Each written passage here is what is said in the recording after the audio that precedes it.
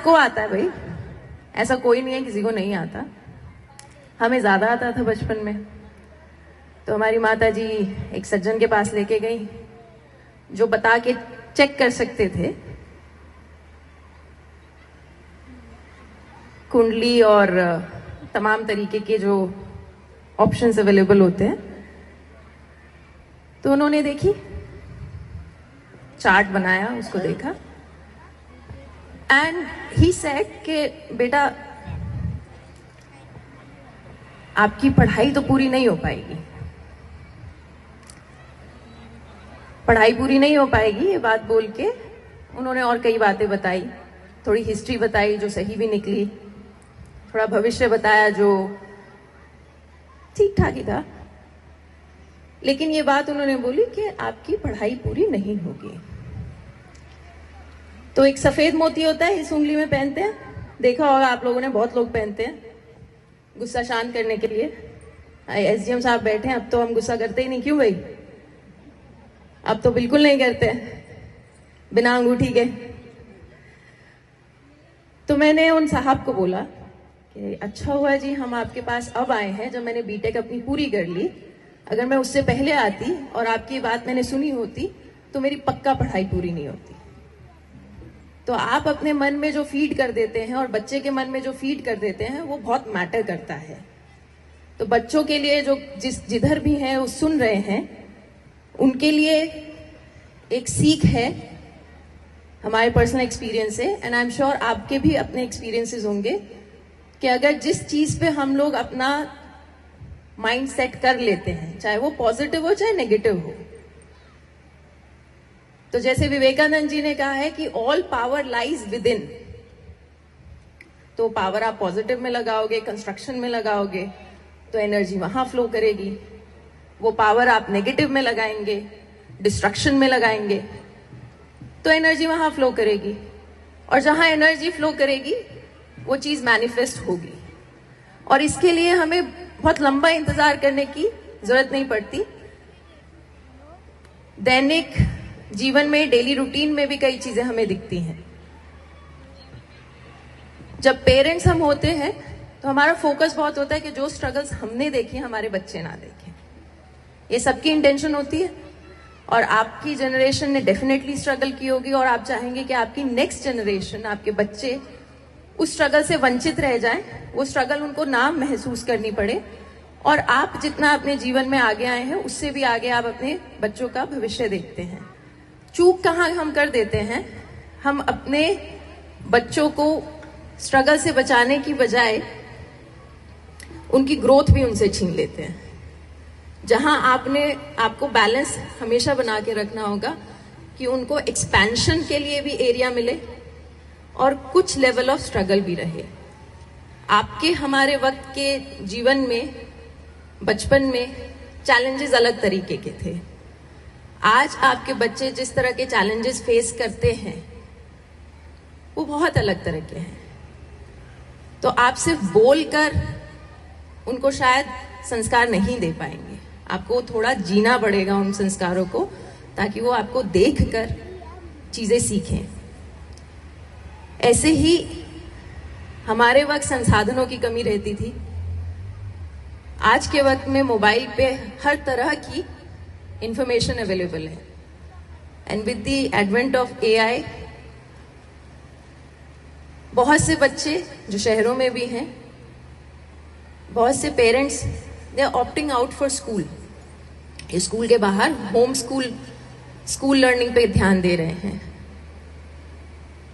आपके पास अपने बच्चों को जो स्कूल का एटमॉस्फेयर है वो एक्सपीरियंस करने का, उसको जीने का मौका है। साथ ही साथ टेक्नोलॉजी के माध्यम से जो भी इंफॉर्मेशन वो चाहे वो अवेलेबल है with the best of explanations, audio visuals. आपको थोड़ा सा उस पर मेहनत करनी पड़ेगी कि वो स्क्रीन टाइम को बैलेंस करते हुए वो क्या कंटेंट देख रहे हैं उस पर आप लोगों को फोकस करना पड़ेगा। अगर आप ही बैठ के रील्स देख रहे हैं तो बच्चा भी वही करेगा थोड़े दिनों बाद। अभी जो थोड़ी समस्या आप लोग धीरे धीरे महसूस करेंगे, फोकस करने की एबिलिटी कम होती जा रही है किसी भी चीज में, किसी भी काम में। वो हम अपनी बात करें या आप अपनी जनरेशन की बात करें या आने वाली जनरेशन की बात करें, तो हम लोग अपना टाइम, एनर्जी, माइंड किधर लगा रहे हैं और कितनी देर के लिए लगा रहे हैं। अगर वो एग्जाम्पल आप सेट नहीं करेंगे तो आपका बच्चा भी अपना माइंड, टाइम, एनर्जी अल्टीमेटली उधर ही लगाएगा जहां आपका लगा है। फिर आप कोई और रिजल्ट एक्सपेक्ट नहीं कर सकते कि रिजल्ट कुछ और निकल आए, मेरा बच्चा ब्रिलियंट हो जाए, लेकिन हम अपने आचरण में जो हमने देखा है और करते आ रहे हैं, अपने पैटर्न्स को चेंज ना करें, वो असंभव है। बच्चा अभी फॉर्मेटिव एज में है। जितना आप लोगों से को देखेगा, अपने टीचर्स को देखेगा, अपने रिश्तेदारों में, एक्सटेंडेड फैमिलीज में देखेगा, और रोज जिस घर में, जिस छत के नीचे वो रहता है, अपने पेरेंट्स को देखेगा, उसका ऑपोजिट वो नहीं कर पाएगा। उसके रोल मॉडल आप हैं। अगर घर में लड़ाई हो रही है, अनबन हो रही है, खाने में कोई दिक्कत हो रही है, तो दैट इज द पैटर्न वो बच्चा आगे कैरी करेगा। तो एज पेरेंट्स आप ओनर्स ना बन जाइए बच्चों के, क्योंकि मैक्सिमम पेरेंट्स हैं यहाँ पर। आप ओनर्स नहीं हैं जब तक आप ट्रस्टी की तरह काम नहीं करेंगे अपने बच्चों के साथ कि I have been blessed with this child, I have been blessed with this baby, और इसकी जीवन की रिस्पॉन्सिबिलिटी मेरे पास है, मैं इसका ओनर नहीं हूं। वो बच्चा अपना संस्कार और अपना जीवन में वो क्या करने आया है वो लेके आया है। आप बाधा ना बने कृपया करके, आप उसको सपोर्ट करें, उसको ग्रो करने के लिए रास्ता दें। बहुत ज्यादा नेगेशन सुन सुनकर घर पर भी वो बच्चा खुद को दिमाग में यही बताता है, और अगर वो यही बताएगा तो आप अपेक्षा करो कि वो पढ़ाई में बहुत अच्छा हो जाएगा, ये फिर आपकी गलती है। टीचर से ये रिक्वेस्ट है, और ये बहुत इंपॉर्टेंट रिक्वेस्ट है, क्योंकि अगर आप नहीं कर पाएंगे तो और भी मुश्किल हो जाएगा आगे की जनरेशन, नए भारत के निर्माण के लिए, आने वाली युवा पीढ़ी के लिए। इंडियन एकेडमिक सिस्टम की बहुत तारीफ होती है।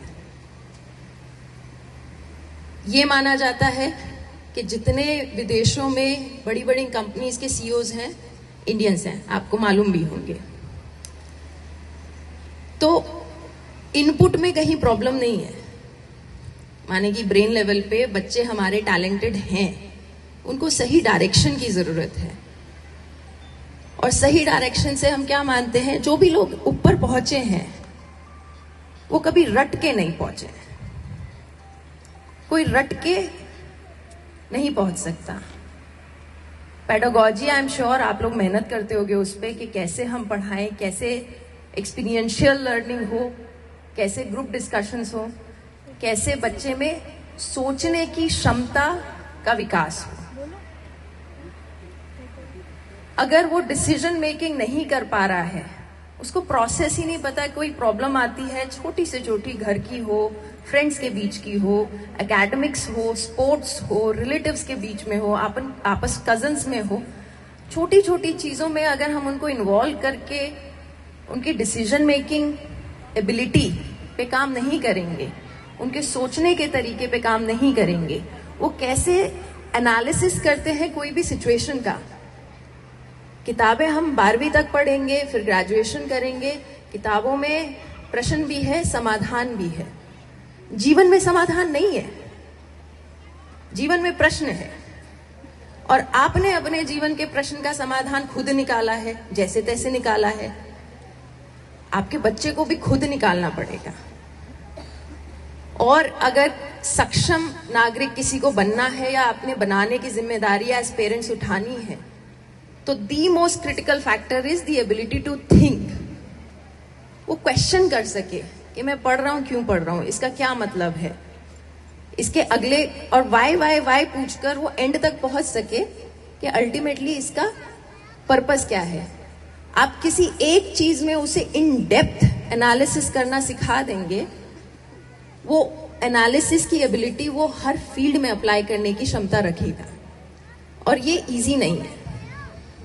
क्योंकि हम लोगों का एकेडमिक ईयर पूरा पैक्ड होता है, किताबें होती हैं, भारी भरकम सिलेबस होता है, तो उसी पे फोकस होता है। अब यूटी चल रहा है, अब हाफ ईयरली आ गया, देखते देखते साल खत्म हो जाता है, उसमें और एक्टिविटीज भी करानी है। हमारी 3 साल फॉरेन में पढ़ाई हुई है जब हम छोटे थे, क्लास 6, 7, 8। और जब यहां पर हम आए और ट्रांजिशन हुआ पढ़ाई का, तो वो एक शॉकर था। शॉकर एग्जाम्पल देते हैं, एक मैथ्स की टीचर थे, थ्योरम्स होती हैं क्लास 9th में, वो थ्योरम्स पूरा बोर्ड पे, ब्लैक बोर्ड होता था उस वक्त, अब तो व्हाइट बोर्ड आप लोग ज्यादा यूज करते हो, वो खुदरा सा ब्लैक बोर्ड पे उन्होंने पूरी थ्योरम किताब से छाप दी। And that was my one of the first classes. Europe में पढ़ाई हुई थी 3 साल, तो वहां पे ऑलरेडी सिलेबस बहुत लाइट रखा जाता है, क्योंकि शुरू से ही बच्चे की थिंकिंग एबिलिटी पे फोकस किया जाता है, बजाय कि उसको भारी भरकम चीजें सिखाने के। तो जब हम क्लास 6 से आए थे, तो अभी x was only a variable, अभी पॉलिनोमियल इक्वेशंस दूर दूर तक नहीं थी, जबकि यहाँ की मैथ्स ऑलरेडी बहुत डिफिकल्ट होती है फ्रॉम द वेरी बिगिनिंग। तो अभी तो हम x ही समझ रहे हैं कि x क्या है, यहाँ पे सीधा थ्योरम्स पे आ गए, और थ्योरम्स भी सीधा बोर्ड पे छाप दी गई हैं, बच्चे उसी को कॉपी कर रहे हैं, किताब पर है, बोर्ड पर है, बच्चों की कॉपी में, दिमाग में कुछ नहीं। और ये आप लोगों के साथ भी हुआ है, इसीलिए आधे से ज्यादा बच्चों में तो मैथ्स का खौफ होता है। और ये एक सब्जेक्ट की बात नहीं है, ये हर सब्जेक्ट की बात है। अगर वो बच्चे को पता ही नहीं है कि मैथ्स में क्यों सीख रहा हूं, ये पाइथागोरस का मेरा क्या यूज है, या step by step learning ability, decoding of certain problem situation, वो अगर हम नहीं सीख पाएंगे थ्रू डिफरेंट सब्जेक्ट्स, तो हम नहीं आगे बढ़ पाएंगे। तो आपको अपनी अपेक्षा और आप जो इनपुट दे रहे हो बच्चे को, उसके गैप को समझना पड़ेगा। और थैंकफुली हम लोग ऐसी एज में हैं, ऐसे वक्त से गुजर रहे हैं जहां टैलेंट की आगे बहुत कमी होने वाली है। क्योंकि अगर हम रूडिमेंट्री लर्निंग प्रोसेस से चलेंगे तो वो सारा तो एआई ऑलरेडी कैप्चर कर चुका है। आज के इंजीनियर्स, आज के कोडर्स अगर वही इतना पीछे फील कर रहे हैं, तो आपके बच्चे जब आगे 10-15 साल बाद पहुंचेंगे तो दुनिया बहुत बदल चुकी होगी। और उस वक्त जरूरत होगी उन बच्चों की जो यहां से अभी स्टेबल हैं, जो यहां से सोचने की शक्ति रखते हैं, जो प्रॉब्लम को ऑब्जेक्टिवली देख सकते हैं, डिसाइफर कर सकते हैं, जो मेंटली स्ट्रांग हैं, क्योंकि सिचुएशन बदलेंगी तो उनको हर प्रॉब्लम को डील करने के लिए कम से कम ये आत्मविश्वास होना जरूरी है कि हाँ ठीक है, प्रॉब्लम है, every problem if it is identified it's 50% solved. वो विश्वास आप लोगों को नर्चर करना बहुत जरूरी है एज ए एंटायर फ्रेटर्निटी। अंग्रेजी में बोलते हैं कि एक बच्चे को नर्चर करने के लिए, बड़ा करने के लिए पूरा गांव लगता है। शहर में वो चीज खत्म हो चुकी है। अभी आप लोगों के पास अभी भी हम लोग धरातल से जुड़े हुए हैं, अभी भी डिस्ट्रैक्शंस कम हैं कंपैरेटिवली अर्बन पॉपुलेशन के। अभी भी आप अपने बच्चे पे ध्यान दे पाते हो। अगर डांस कंपटीशन में पार्ट करना है तो ड्रेस का खर्चा होगा, स्कूल किसी ना किसी बहाने कोई ना कोई फीस एक्स्ट्रा लगा ही देगा। स्पोर्ट्स में कर रहे हैं तो जूते टूट जाते हैं, अगर किसी ने खेला हो तो, अच्छे से कोई स्पोर्ट्स को परस्यू करता है तो थोड़े समय बाद अच्छे से अच्छा जूता फटता ही है, टूटता ही है। हम लोग अपने बच्चे की होलिस्टिक डेवलपमेंट और उसकी पर्सनालिटी डेवलपमेंट पे काम नहीं करते। बाहर के देशों में स्कूल, जो उदाहरण के तौर पे हमारा स्कूल था, 8 बजे शुरू होता था, उसके खत्म होने का टाइम कोई गेस कर सकता है क्या होगा? यहाँ पे कितने घंटे, क्या what are the timings? 6 hours. Any guess कि कितने घंटे चलता होगा स्कूल? 4 PM तो एकेडमिक सेशन खत्म होता था। उसके बाद मैंडेटरीली हर बच्चे का अपना कोई ना कोई एक्टिविटी था जो स्कूल के ही अंदर पेड बेसिस पे वो लोग ऑप्ट करते थे। कोई जूडो सीख रहा है, कोई बैले सीख रहा है, कोई बास्केटबॉल सीखने जा रहा है। और बास्केटबॉल, फुटबॉल, ये 3-4 एक्टिविटीज के डेडिकेटेड टीचर्स होते थे और ये होती थी। तो वो जो काम वो घर जाके करता है वो यहीं पे हो जाता था कि उसका एक एक्स्ट्रा करिकुलर एक्टिविटीज का कोटा भी पूरा होता था और वो स्किल जो है वो इवेंचुअली उसको भविष्य में काम आती है, उस वक्त वो दिखे ना दिखे।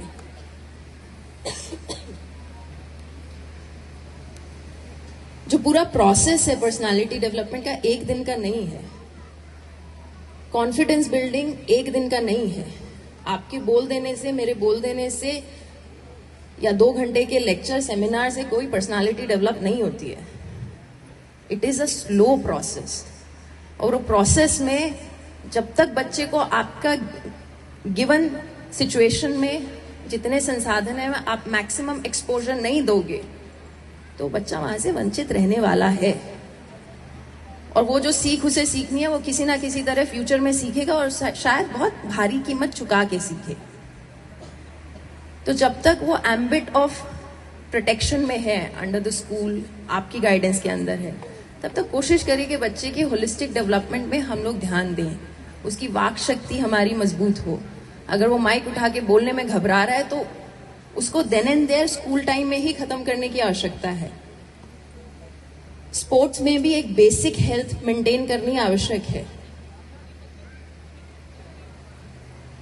डिक्लेमेशन होते हैं, कवि सम्मेलन होते हैं, आपने कई परफॉर्मेंसेस यहाँ पर देखी होंगी।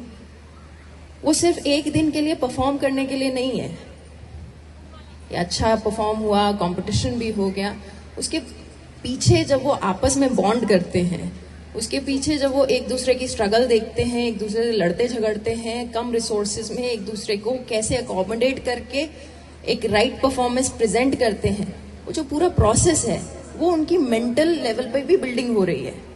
वो सिर्फ एक स्किल नहीं है।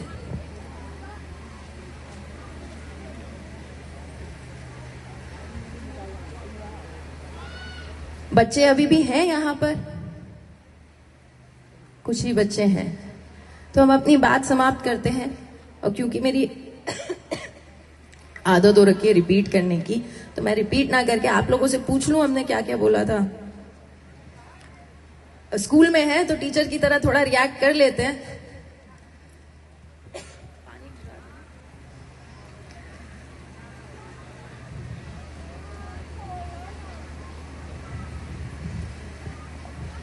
आप लोगों ने सुना, आप लोगों को याद है क्या क्या हमने बोला?